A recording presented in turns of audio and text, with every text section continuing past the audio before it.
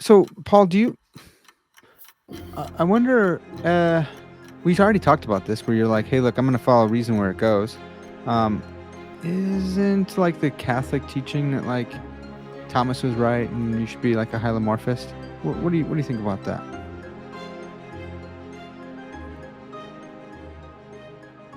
Hey, welcome back to another episode of Parker's Pensées. I'm your host, Parker Case, and this is a podcast where we explore all the deepest ideas in philosophy, theology, nature, and life. I love thinking about cool stuff, so come think with me. Today's episode is another special episode. I have with me Dr. Paul Herrick, and we're going to be talking about his book, Philosophy, Reason, Belief, and Faith, which is, I don't know, equal parts a intro to philosophy book as well as a philosophy of religion book and like a cumulative case argument for God.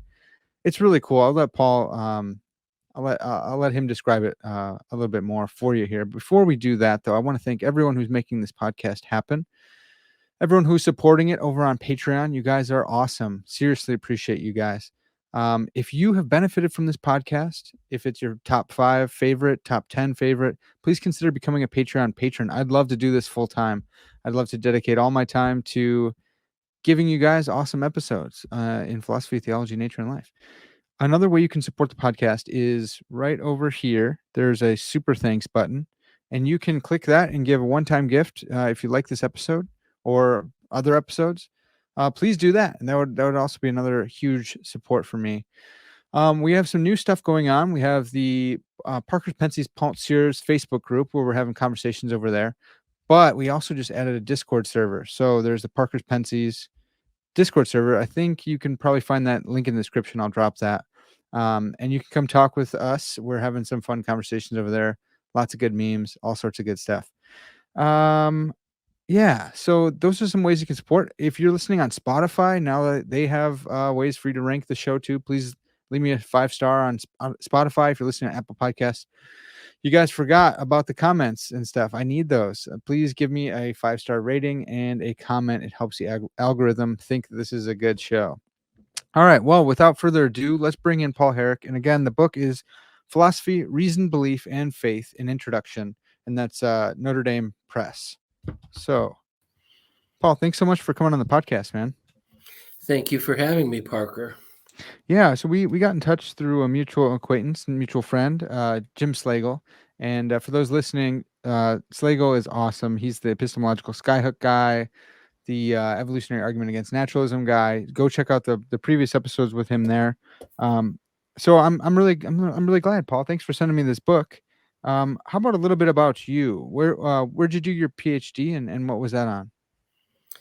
I did my graduate work at the University of Washington in Seattle, Hmm. and I did my dissertation under Bob Coburn, and my dissertation was on John Rawls's theory of justice. Awesome. Why'd you pick that? Why did that interest you, I guess? Well, Coburn was this marvelous, wonderful human being and a mentor to me, and also a theistic philosopher of the apophatic kind. Okay. And I just admired him so much. And Rawls was one of his central influences. And I was fascinated with political theory. And I think through Coburn, I got turned on to Rawls's political philosophy and Nozick's competing philosophy, and focused on political theory in my dissertation. But at the same time, I was wrapped up in a lot of analytic philosophy of religion as well. And Coburn was friends with Plantinga, and I got to meet Plantinga through Coburn. Nice. I really admired Plantinga, and his work was hugely influential, as was Richard Swinburne's when I was a grad student. Awesome.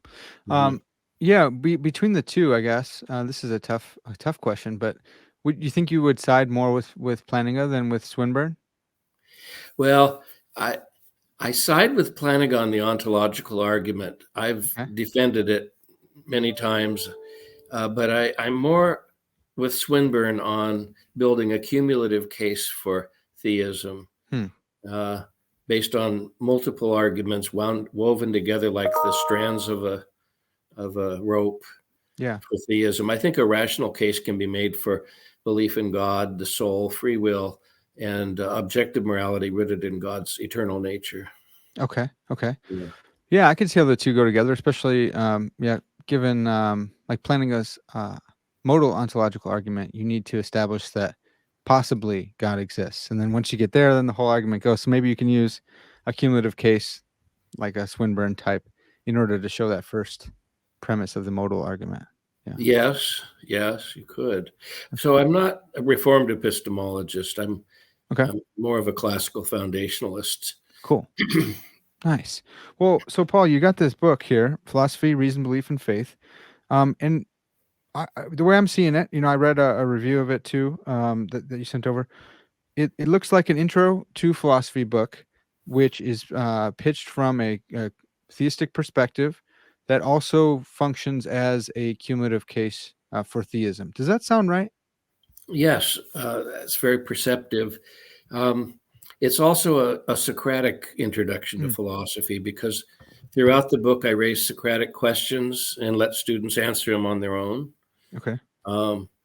But yes, it's a theistic leaning textbook, but it's also traditional because I point out in the introduction to the instructor that theism belief in God has been the mainstream in philosophy since the very beginning. Thales was a theist.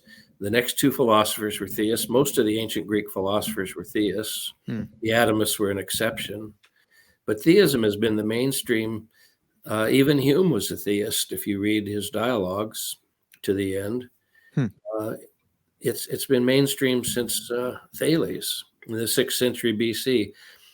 And I'm not going to apologize or express regrets for having a theistic leaning book. It's in line with Socrates, Plato, Aristotle, and so on down the line. Yeah.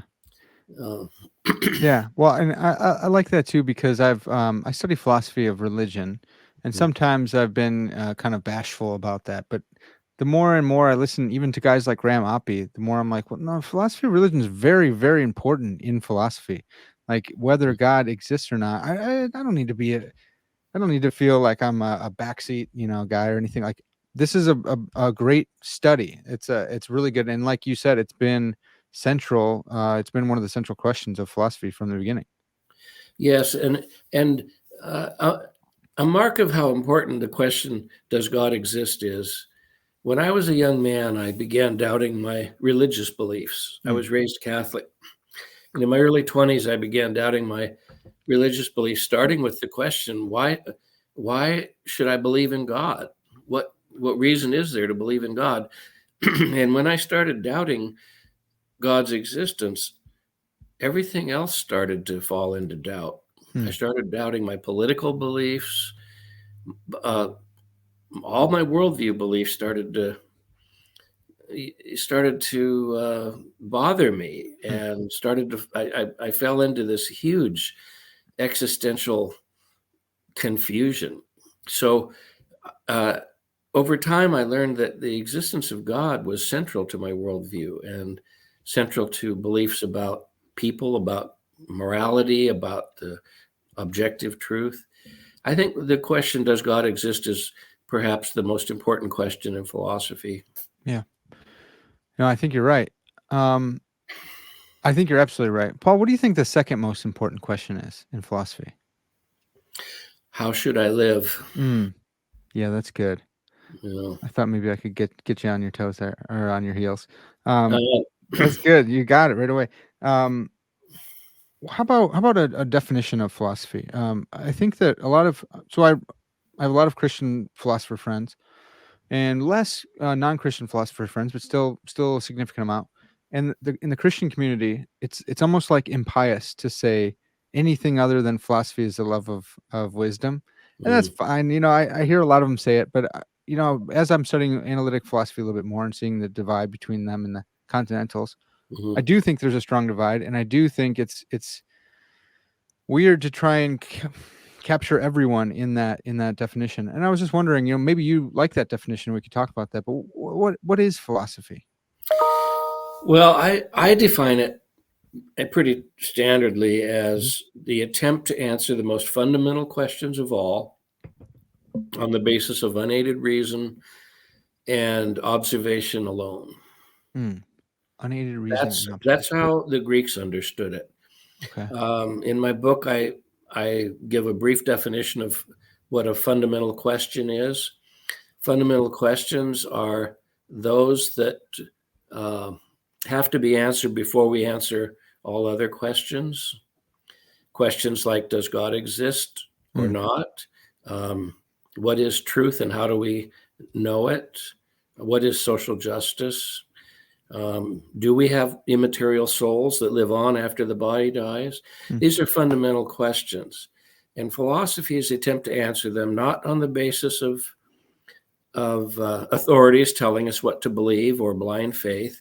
Mhm. It's the attempt to answer them using our cognitive abilities, our natural cognitive abilities, reason, observation, and perhaps more. Yeah. Okay. Yeah, this is something else I've been wrestling with. So I got 2 master's degrees in theology, and then I moved over to philosophy, and I'm working on one of those, and Lord willing, I'll go on, to do a PhD in philosophy. And so I have a Good. bunch of different Parkers in my head, and some, yeah, just all over the place. And I'm constantly wrestling with the question of like special revelation in philosophy. Like, you mentioned observation and unaided reason. Um, would you call yourself a Christian philosopher? And if so, is that because you happen to have Christian beliefs, or is it because you do philosophy in a particularly Christian way? Does that question make sense? That's a good question. I do call myself a Christian philosopher. Okay. I doubted my faith for several years back in my early 20s, Right. and that's what led me to start studying philosophy. Because philosophy, I discovered, seeks is in people seeking to answer questions that were troubling me. But I found my way back to my Catholic faith or the Christian faith in general by reasoning it out. Hmm. Um, I I believe that there are good reasons to take the Bible as a work of history, Mhm. as historically reliable, and I agree with Swinburne and a lot of other major philosophers at major universities that the historical facts surrounding the life of Jesus Christ cannot be explained in any other way than with the Christian doctrine. Mhm. That the Christian doctrine makes the best sense of the facts by far. And was very influenced by some of Swinburne's writings on this, including his Resurrection of God Incarnate Yeah. and books like that. Yeah. But, Gary Habermas is a philosopher. I think Sure. he's a fine philosopher. He's written deep material on this. I think I think that the Christian faith is reasonable. I think that it stands the test of reason. So Mm. I'm a philosopher who's a Christian. I Okay. don't do philosophy in an especially Christian way. Okay. I do philosophy as philosophers have always done it since the Greeks by reasoning about fundamental issues. But I Yeah. do think reason points to this is, if I may digress a moment. Please. Yeah. This Digress is away. Thank you. This is where faith enters the picture in my interpretation, and this comes out in chapter 6 of my book. I don't believe that reason proves God's existence the way it proves that the square root of 2 is irrational. Okay. I believe that reason, when we follow it carefully and sincerely, points us to God's existence. And uh, I don't think it proves it with the certainty of mathematics. I think it points us in the direction of God. And I say I hint in chapter 6, perhaps reason doesn't take us all the way to God. Perhaps Mm. reason, when we follow it sincerely and deeply, takes us to a point where it says, where it points us towards God and then says, this is as far as I can take you. The Mm. next step is yours. And perhaps the next step is faith. Yeah.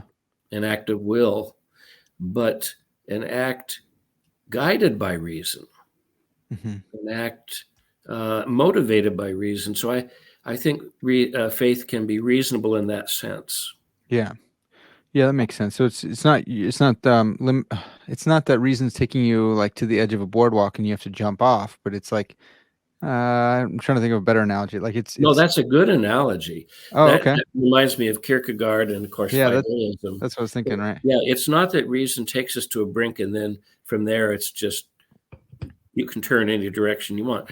I use the word points. I think reason points us to God, Hmm. to a supreme being of such majesty that it's just beyond comprehension. Yeah. But it points us in a direction and then bids us to take the next step, Okay. which I Um think is faith. yeah. Do you think that that's like a necessity? Like there's something about the nature of reason such that it could never bring us to God, or do you think God set this up in a way to not to sound like Kant, but make room for faith? Oh, that's a good question. Uh, I, I, I'm not sure if this answers the question, but your Sure. question makes me think of this idea that goes back to J.N. Findley, the Platonist scholar. I think we have a natural built-in inclination to want to worship God. Hmm. And I think that when reason takes us to the brink, to the edge, to as far as it can take us, I think a reasonable person who says, yes, there must be a God, nothing else makes sense. There Hmm. must be a supreme being who created us for a purpose, who created me for a purpose. I think we have a natural inclination then to want to worship that being. Hmm. Okay. Yeah. Well, so Paul, when getting back to the like Christian philosopher type nomenclature, I guess are there any things that are off limits for Christian philosophers to think about? Sometimes again, man, maybe I've been too influenced by Kant, but I think of Kant's what is enlightenment, and he's talking about nonage and stuff, and Mhm. he's criticizing those. He's saying those who hold to creeds and confessions are not enlightened because they're not thinking for themselves. And I wonder, just as a Christian philosopher, and maybe even as a Catholic philosopher in particular, are there certain doctrines where you're like not allowed to go to? You're not allowed to say or question, maybe, I guess. Well, I would personally say no. Okay. I'm with Socrates. Mm, Uh, I think that we should think about, reason about everything, yeah.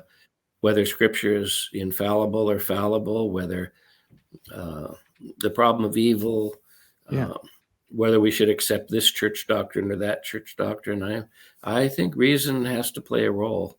Yeah. I know not all Christians will agree with me, but Right. yes, I'm a rationalist and a strong rationalist in that sense. Okay. I'm Okay. not afraid to debate things. I have a friend of mine, a philosophical friend who argues that it's highly improbable that Jesus ever existed. Hmm. And years ago, our discussions used to be heated, but they're no longer heated. I'm happy to debate that question. Let's let's get into the historical sources. Yeah. I think it doesn't hurt to debate it if you debate it with reason and sincerity. Yeah. That's cool. That's really cool to hear. In the book, you go over like design arguments and cosmological arguments, and just wanted to get your opinion on those. Like, do you think when you're building a case for theism, is one more important? Is one more powerful? One family, I guess, because there's a lot of different design. There's a lot of different cosmological you can go Mhm. with. Mhm. Do you prioritize one more than the other? That's a good question. Uh, there's the pedagogical standpoint, and then there's the philosophical standpoint. Oh yeah. From a pedagogical standpoint, I have found over 40 years of teaching philosophy that 42 years, if you want to be exact. Okay. Well, we are Uh, analytic philosophers, so you gotta be we're better, precise, yeah, right? yeah. Um, we, I believe the design argument appeals to students best, and it it captures their thought better than the cosmological argument, Okay. definitely far better than the ontological argument.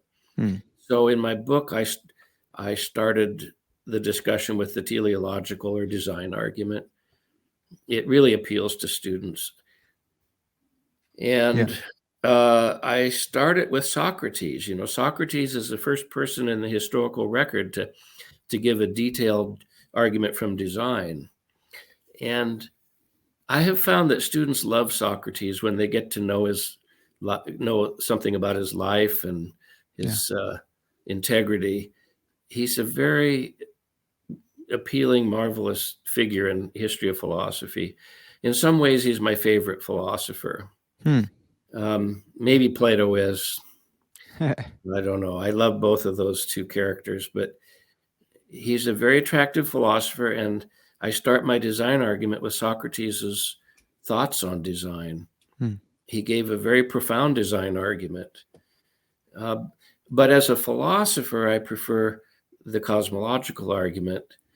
And as a logician who's in love with modal logic, especially S5 modal logic, I love the ontological argument. I find the ontological argument powerful. I think it can be defended, but the cosmological, I think, for philosophers may be more appealing. I think Aquinas' third way, supplemented with modal logic, is maybe the most powerful argument for God's existence. Yeah.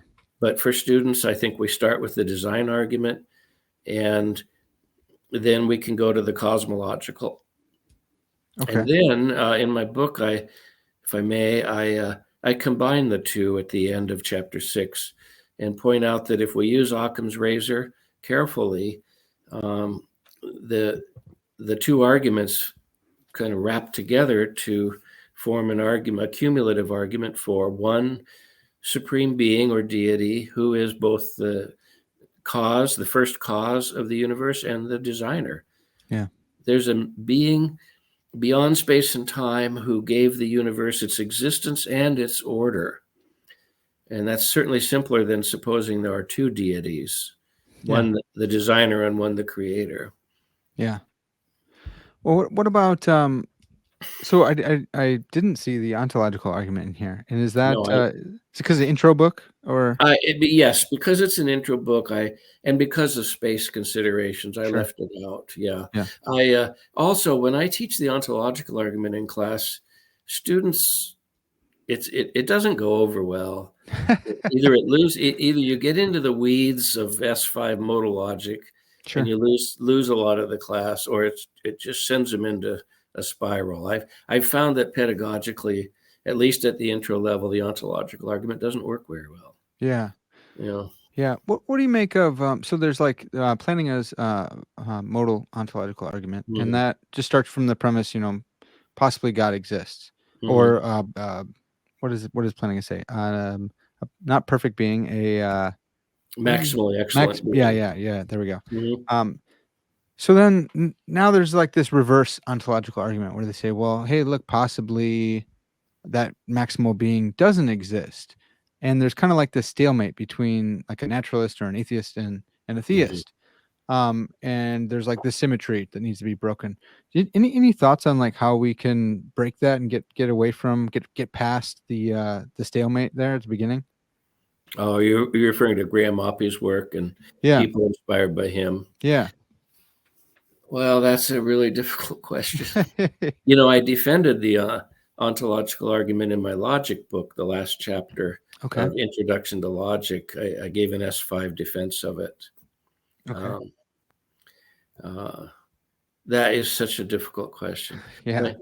My intuitions, my modal intuitions, the same intuitions that tell me that S5 is the best explanation of modality in general, tell me that there's a possible world containing a maximally excellent being. And there's this there's this axiom in S5 modal logic that if P is possible, well, we're going to get into the weeds here. I don't know if we want to do that in your podcast or not. Yeah, we can if you want. If you don't want, we don't have to. We can keep going and just I think it's going to be best to avoid this debate, that Sure. particular debate. Yeah. Yeah. But I do defend the ontological argument in the last chapter of Introduction to Logic, published by Oxford University Press. Okay. And I have a book that I've written that hasn't been published yet, where I have I have a chapter on Anselm in this book, and a rigorous defense of the ontological argument, From including Anselm? pardon me? From Anselm and Anselm's ontological Well, argument? Anselm and a critique of Kant's critique, Okay. and a defense of this premise that it's possible that a maximally excellent being exists. Yeah. Okay. You know. Awesome. Yeah. So folks, go check that out. Again, Paul, what's the name of that logic book? Introduction to Logic, Okay. Oxford University Press. Yeah, it's Paul Herrick. Awesome. Well, so we went over like some of the best arguments that you think brings us to theism. I was really intrigued to see a whole chapter on Lewis's argument from reason. I love this argument. And again, I think it's probably a family of arguments, as Victor Reppert has shown. It can play out in a lot of different ways. Brilliant book. Yeah, totally. He's been on the podcast talking about it. William Hasker has his own kind of version of it as well. So, what work is that chapter on Lewis's argument from reason doing in the whole book itself, in the cumulative case? Yeah. Well, and I might give credit to Jim Slagle. Yeah. My friend who teaches philosophy in Portland at University of Portland, who's written 2 books on the argument from reason, and they're just magnificent books. Really, as you know, because I know you've interviewed him. Yeah. Learned a lot from Jim about this argument. But in chapter 8, I make a traditional case for knowledge on the Socratic account, that knowledge is justified true belief. Yeah. I make a case for. I thought I had my volume turned off on. That's all right. No problem.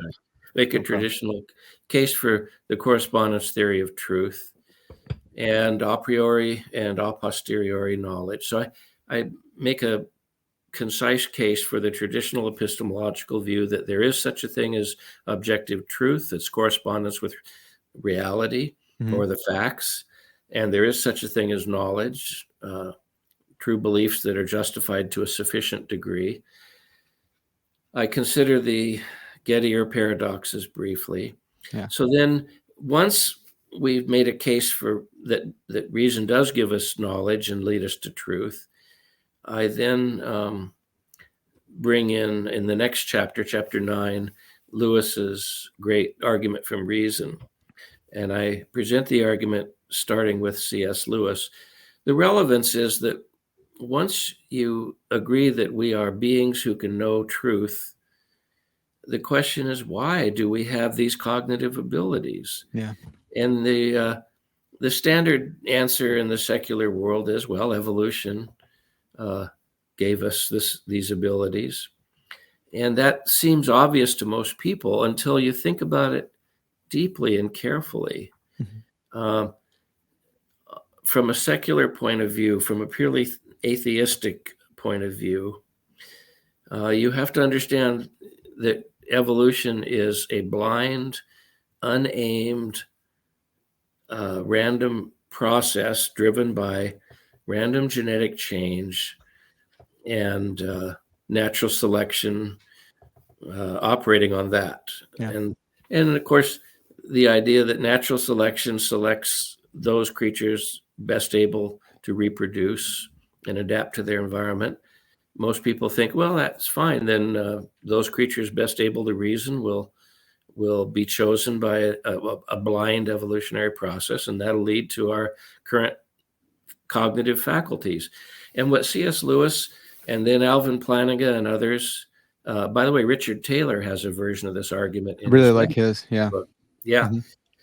What Taylor and Plantinga and C.S. Lewis point out is that actually a blind process of evolution, unguided, aimed at nothing, driven simply by natural selection is not likely to give us our present cognitive capacities. In fact, it's astonishingly, the odds that it would give us these present capacities are astonishingly close to zero. Hmm. And this is what Plantinga develops in depth. But I think Lewis started us off on this path. And Slagle defends the view that natural selection can be expected to give us a certain kind of knowledge, a certain kind of cognitive capacity, namely the capacity to know immediate truths about our environment, such as fire is hot, there's a saber-toothed tiger over there heading our way, the cave will keep us dry. It can give us very immediate knowledge, but there's another kind of knowledge that evolution, an unguided process of evolution, couldn't be expected to give us at all. And that is, well, there's different names have been applied to this. I call it our higher cognitive capacities, or our capacity to know universal truths. Mm-hmm. The truths we know in general and special relativity theory, for instance, Yeah. or in analytic geometry, calculus, topology, trigonometry, general universal truths about the universe.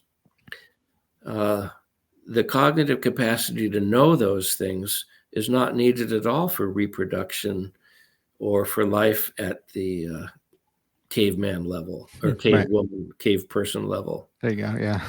Yeah. Yeah. Um, so that's like universal knowledge about the universe. What about like modal logics and stuff? Like, would you include that in there? That I those are would, things. and actually C.S. Lewis touches on that in Miracles, but he's aware of it. That theoretical logic, including today we would include modal logic. Yeah. It's an amazing subject, and it goes so far and so deep. Modal logic, the logic of possibility and necessity, and there's no sense in which that would be needed for reproduction at say our pre-human hominids reproducing would not need to know would not even need the capacity to know modal logic, let alone differential geometry and higher math and higher physics. Yeah. These capacities would be invisible to the evolutionary process, to any blind evolutionary process. And I think Jim Slagle's book, his latest book, makes a powerful case for this claim. Yeah. I think it's just called the evolutionary argument against Mm-hmm. naturalism. Yeah. And so then we're going into like Bayes and probabilities there. Because I think the naturalist is going to say, well, it's like a spandrel, rising tide lifts all ships. We evolved and our, frontal cortex or prefrontal, whatever, grew enough, and just like it's like a happy accident that our cognitive capacities grew so much that we could do this abstract mathematical work and such. And then it's like, well, what's the probability? If we were designed to do this, that seems more probable than this accident. Does that sound right, Paul? Yeah, the probability that natural selection is a blind process that accidentally endowed us with the capacity to know these higher truths is as close to zero as anything to get when you think about it. And so this leads us to a best explanation argument. If evolution is a process guided by God, who intended to give us these capacities for a reason, for the obvious reason that God wanted us to know these higher truths and to follow reason to God himself or itself or God's self, then we can explain the presence of these capacities. It's just not reasonable to think that they are the result of a blind process that hit them by this vanishingly small chance. Yeah, I like that, and I like Plantinga's take on. Well, it might be a unique argument. I think it's probably within the family of the argument of reason. But Lewis further develops this point, which kind of brings us to the mind body problem. And Lewis gets on this point where it's like, well, if your beliefs were produced by physical causes, which are not, strictly according to laws of thought or reason or logic or however Mhm, you want to say, uh, then it seems like you don't have justification for your beliefs because they were mhm. produced by like non. He changed it from irrational to non-rational Yes, causes, yeah. right? And in that sense, then the belief in naturalism, which entails that your beliefs were produced by non-rational causes, that belief is self defeating or self refuting. I think he probably would say refuting because back then they didn't say defeating. But Mhm. I wanted to get your opinion on that because I know Jim Slagle's worked on this distinction between self defeating and self refuting. Um, do you have any opinion on that? Do you think like the argument from reason shows that naturalism is self defeating but not necessarily false, like self refuting, or do you Uh, not make that distinction?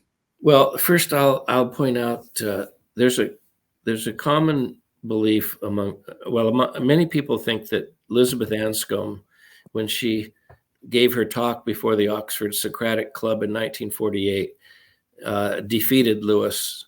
Yeah. She had read Lewis's book Miracles, and she gave a critique of it at the Oxford Socratic Club in 1948, February 2. Hmm. And many people believe that Lewis left the discussion uh, feeling defeated and wiped out. But he actually went back, as you mentioned, he went back and changed his argument and changed irrational to non-rational. And Hmm. Anscombe, after reading the amended argument, which appears in the new second edition of Miracles, complimented him on the argument. Yeah. And but I think I think the best way to, if I could go back in time to the 1950s when Lewis revised his argument, Yeah. I wouldn't use the word defeat because defeaters weren't discussed back then. Right. I would say it undermines itself Okay. in the sense that once you understand the argument, you have a reason to believe that naturalism is false. That it is false. Okay. So Um, yeah, that's really interesting. So it's not it's that you have a positive reason to think it's false, not a positive not an undermining, defeater for your justification. Right? Because Well, if it was self-defeating, it could be the case, but it shouldn't be the case that you believe it. But if you think it's false, then you think it's not actually the case, right? well, some would say once you understand Lewis's argument, you see that you have no reason to believe naturalism is true. Yeah. I want to say once you understand Lewis's argument, you see that you have a reason to believe naturalism is false. Okay. Yeah, that's a stronger claim. That's good. Yeah, I love this one, and I'll keep hammering on it more and more, and that's really why I want to become a philosopher of mind, just because I love Lewis's argument. I try to read Miracles at least once a year. Um, it's great, and it's just fascinating that he would put that argument in that book. Like just hoping people would get it. I love Yeah, that. It's I so think it deep and rich. shows that I think it shows that he's a serious philosopher. Yeah, When he was hired at Oxford in the 1920s, the first course he taught was philosophy. yeah. I think he You taught know, F.H. Bradley's like nephew or something, or oh, is that right? something really cool like that. And Mhm. all back then it was all the idealists and stuff around. But yeah, he was a good philosopher. I like that. He pulled this argument from Arthur Balfour, who was Yes. another just amazing philosopher and politician. Which is like, where are our politicians? Why aren't our politicians like that anymore? Even though he was an avocational philosopher, his stuff is deep and powerful. Mhm. You want to hear a quick personal Please, story? yeah, yeah. Oh, uh, back when I was a young man, I was working in commercial fishing, and I was just starting to study philosophy, and I got myself a copy of Lewis's Miracles, and I was working on a albacore fishing boat out of Alaska, but we were down in California. We pulled into this port in Morro Bay, and we dumped our fish. And I went to, no, pardon me, this has been so long. We pulled into a dock in Port Townsend and unloaded our fish, the last load of fish we'd caught on our way back up the coast from Morro Bay. We unloaded this huge load of fish, and I took miracles with me, and I was struggling, with the question, what should I believe about God and everything else? I took miracles with me, and I went to this all-night coffee shop on the dock. I was, covered with fish guts and pretty grubby, sat in a corner of this all-night coffee shop, had some dinner. It was like 10 or 11 at night, and I started reading miracles, and I became engrossed in his argument, and I read that book all night. And in the morning, I finished the book, finished thinking it through, and I felt like I had been hit by a truck. I mean, I felt just overwhelmed by his argument. Yeah. I was moved emotionally by it. I was overwhelmed intellectually by it. And it helped. It was one big step back towards theism, that particular book. Wow. Yeah, it's a powerful book, even though it was written in 1948. Yeah. And even though he's not considered a professional philosopher by philosophers today, I hold it in high regards. Now, Alvin Plantinga took the argument way, way further, obviously. And Jim Slagle's 2 books are masterpieces on this argument. I really recommend them. Yeah. Well, that's fantastic. I love that too. There's this part in chapter 4, and a lot of people think it's just chapter 3 that the argument, but he kind of develops it from 1, through 6, and then maybe like 12 and 13 too. But there's this part where he's talking about a lily pond, and you can look at the floating water lilies, and you can infer that there's a ground to the bottom of the pond, and then it's not just pond and pond all the way down. And I think about that. I love lilies because of that. So now I look at, I go out and I go fishing, or I walk with my wife and my dog, and we look at water lilies, and I'm thinking like, it's beautiful looking, but also there's a bottom to that pond, and it helps me reflect on it. So there's something about the way he wrote too that's just beautiful. It like opens your mind. Yeah, what's great about Lewis, he appealed both to reason and to imagination. Yeah. Right. And since that means so much to you, what you're showing is that he really reached your imagination there. Yeah. And every time you see lily pads, it brings you back to his argument. Yeah. I think Lewis, one of his greatest talents was to bring both imagination and reason together. And in the Chronicle, in the Narnia Chronicles, there's appeal to imagination right there with reason. Yeah. And that's why it appeals to the whole person. Yeah. And that's why it affects us so deeply. Because we are not purely logical creatures. We also have a heart, and we have an imagination. Yeah.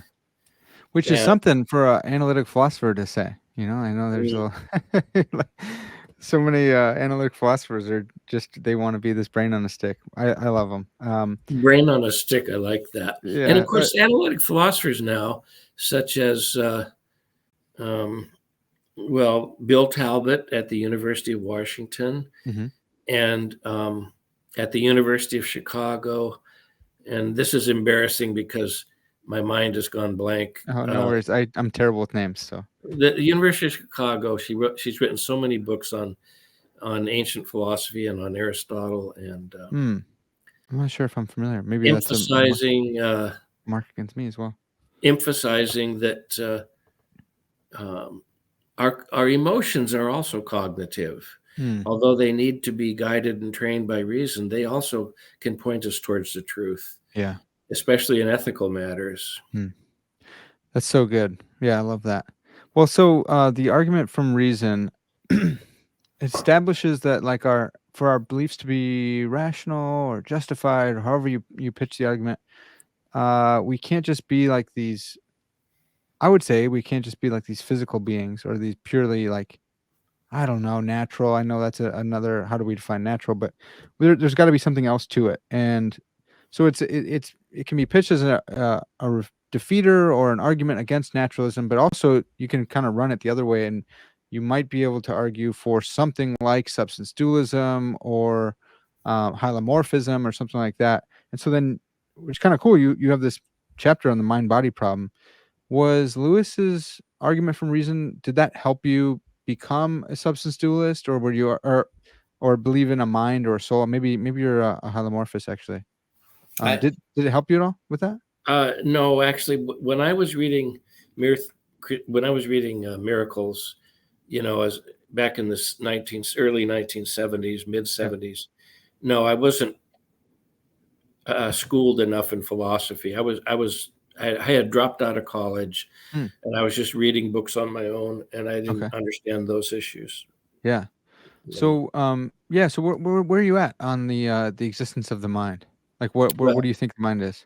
well, in the book, I present and defend Descartes' divisibility argument. Mhm.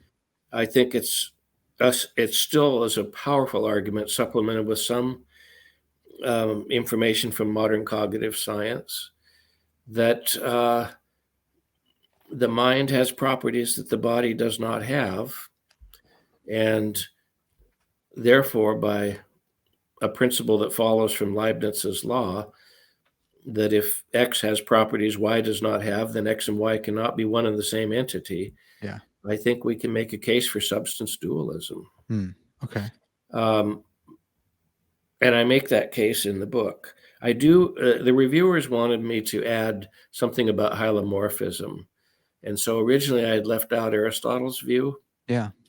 and the reviewers insisted I add a section on that. That's good. But I Yeah. am an old-fashioned Cartesian dualist. Oh, awesome. Okay. I think you cannot explain mental phenomena, including the privacy of the mental, the intentionality of the mental, um, qualia, the qualitative nature of some kinds of mental states, and Yeah. so forth, without a theory that's substance dualism in some form. Yeah. I love Uh, that. I'm really yeah, excited. So so I that's have, in chapter 10. yeah. Yeah. So I have Dr. Swinburne actually coming on in August to Oh, talk about his souped up versions of Descartes' arguments. is that right? That'll be really fun. But Can I tell you one of my favorite moments in philosophy? yeah, please. Okay, Steve Duncan and I were at a conference in honor of Swinburne Hmm. at a California college. It was a Society of Christian Philosophers conference, Hmm. and it was honor of Swinburne, and Swinburne was the main speaker, and then everyone was reading papers about Swinburne's work, and I got to ask him some questions about his writing. But anyway, at one point I said, Professor Swinburne, would you mind if Steve Duncan and I got a photograph with you? And he said, not at all. And we stepped out into the courtyard and we put him between us, and we got this really nice picture of Richard Swinburne and Steve and I. It's one of my treasured photographs. That's awesome. He was such a British gentleman, but he was friendly, and it was so nice and kind. He was kind to us, Yeah. answering questions. Very, Yeah. very kind man. Yeah. That's awesome. Mhm. He's a great guy. And Yeah. yeah, he's so ridiculously sharp, which is fantastic.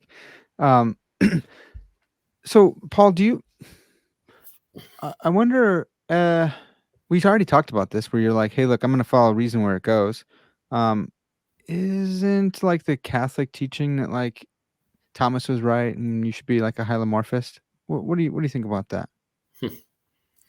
Well, I love Thomas's writings, but I don't agree with him on everything. Yeah. Um, I'm not an Aristotelian. Okay. I'm sorry on the mind body problem. I don't see how the form of the body can be something that lives on, Mm, and be the substratum of mental states, and in fact, be the soul. I yeah. don't understand that, and I don't find it persuasive. So Yeah. I don't agree with everything Thomas said. Okay. And I don't think any Catholic should be dogmatic about St. Thomas. We can Mm, find